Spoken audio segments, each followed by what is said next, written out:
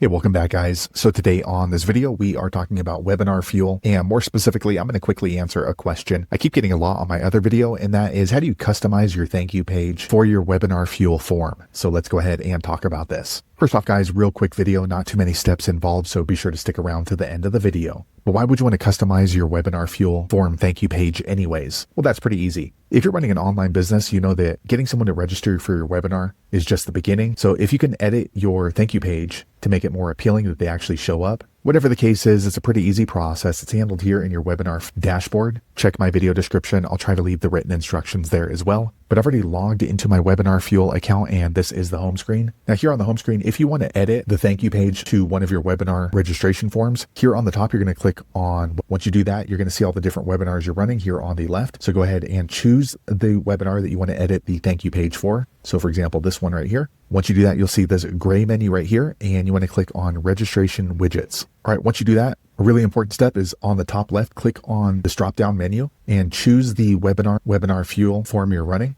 So a lot of people use this one right here, modal. So let's go ahead and just use this one for example. Okay, once you do that, here on this menu, you're going to see all the different steps, and you want to click on the thank you page or success step. Once you do that, you can go ahead and edit the thank you page. So this one says you're registered. So maybe we want to go ahead and click in there and change the words. Thanks for all your data. Okay, and maybe I want to go ahead and close this out over here, and then we can click on elements. And maybe I want to go ahead and add an image, grab this and just drag it right on over. And let me click on the image, and then I'll choose image over here on the right, select image. I'll use these tacos, select image. And if I want to add more elements, I can go ahead and do that. Maybe a timer, maybe some sort of a quiz. So if you're running more than one registration form, be sure to click up here on the top left. And let's say that I'm using modal, but I'm also using the registration page. I can click here. Okay. And then same thing, we're going to look at the different steps and click on the thank you page. Okay. So for example, you don't see the tacos in this thank you page because this is completely independent and separate than the other registration form. So we can go ahead and edit this one. So again, maybe we want to go ahead and add an image. So I'll just drag it right on over